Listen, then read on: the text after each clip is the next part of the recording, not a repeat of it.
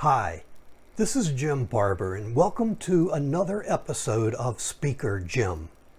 In the next few episodes, we're going to be exploring one particular aspect of better speaking, and that is humor. How to give a humorous presentation and how to insert more humor into the presentations maybe that you're already giving. Now, over this time, we're going to be looking at many different aspects of humor. I'm prepared, I'm ready. I've got my rubber chicken. I've got my kazoo. I better not quit my day job. But the best way of dealing with humor is to look at a humorous speech. And I've got one for you. We're going to study a speech that I gave back in 2017 for Toastmasters. It was for their humorous speech competition. It did well. It won at club, it won at the area level, it won at the division level. But what I was especially proud of is that I took the recording that they made at district and I submitted it to that year to Jeanne Robertson's humor competition. And in 2019, the Jeanne Robertson humor competition, I went through a number of eliminations and ended up worldwide in the top 7 super finalists of that competition. I was very pleased about that, very proud about that. So it's got some elements of humor to it, and we're going to be looking at them. But there is a problem with when you dissect humor. When you take humor apart, it isn't funny anymore. When you look to see why something is funny, it isn't. So what we're going to do is, for the rest of this episode, we're going to look at the speech without taking it apart. You're going to see the entire speech at 7 minutes without commentary. Then in subsequent episodes, we'll take it apart. We'll look at what worked, what didn't work, what I would change if I had it to do over, and that sort of thing. But for the time being, let's focus in on that speech that I gave back in 2017, that age-old question. See you in a few moments.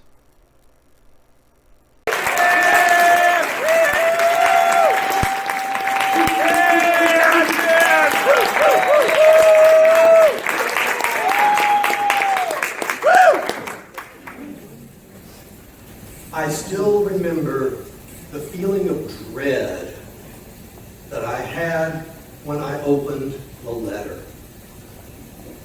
Mr. Contest Master, dignitaries, my fellow Toastmasters, and our most welcome guests this evening. You see, the letter was from the United States government.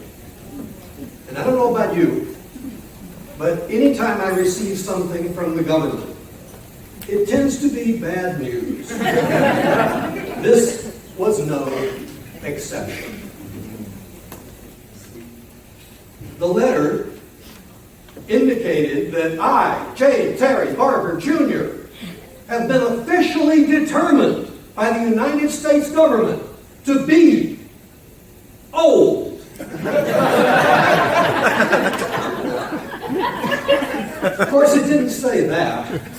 It said, "Welcome to Medicare." Marilyn was right. Medicare is great. It's being eligible for Medicare that bugs me. Because as you know, to be eligible for Medicare, you have to be old. You'd think I'd be used to this because a similar thing happened several years ago.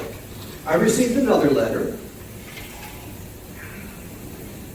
I'm sorry, but I was warned by the chief judge beforehand that I wasn't supposed to use any objectionable language, but I cannot convey the horror that this letter presented to me without using a 4-letter word. So here goes. I received a letter from A.R. And they said, "Congratulations! You're eligible for membership in AARP." But of course, what I read was, "Congratulations, you're old." It's pervasive. It's not just letters, it's throughout society. few weeks ago, I was going to take my wife, Grace, out to dinner. She said she was interested in some international cuisine. So I took her to Polo Tropical and...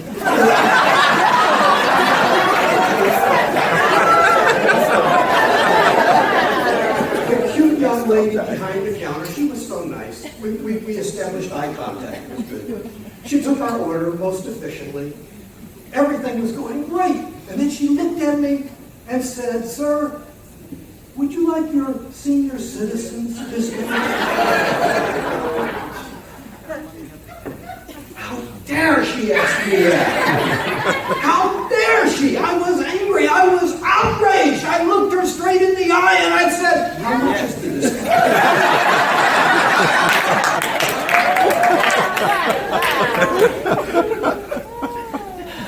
Maybe part of the problem is I'm on the team, but I'm not wearing the team uniform. So,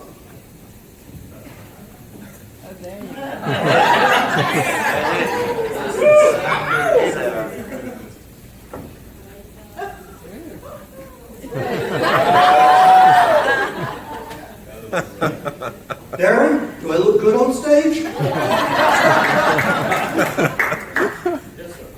It didn't help. Getting old, as you've heard, ain't for sissies. In fact, I found that there are 3 really lousy things about getting old. One is you start to repeat yourself.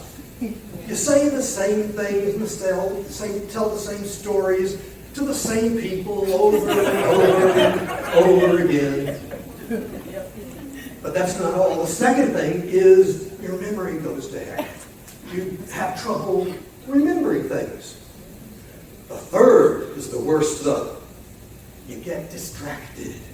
All your life, you've been proud of your ability to focus and to concentrate, only to find that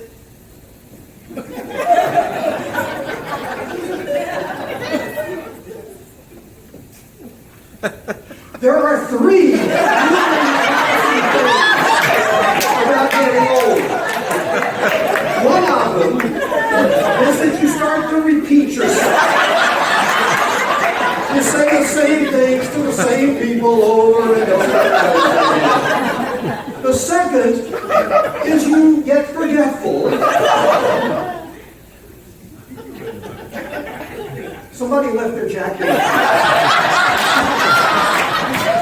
Mr. Sergeant at Arms, I need a speaker with their jacket.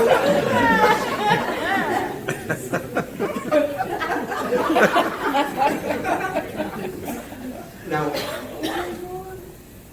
I don't want to give you the idea that getting old is all bad. It isn't. In fact, they say that with age comes wisdom. Now, I'm not old yet, so I can't say that I'm any smarter than I used to be. But I have learned a few things through the years. And I've learned one thing that is especially good about getting old. In fact, it's so important that it's almost a fundamental truth. And if you don't remember anything else that I tell you tonight, I want you to remember this. There are 3 really lousy things about getting old.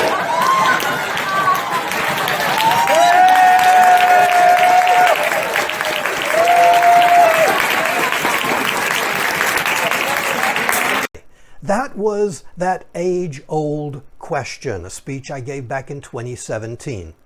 In future episodes, as I indicated, we're going to take that speech apart and we're going to look at the different aspects of it. We're going to see what worked, what didn't work, what I would change if I had it to do over, and that sort of thing.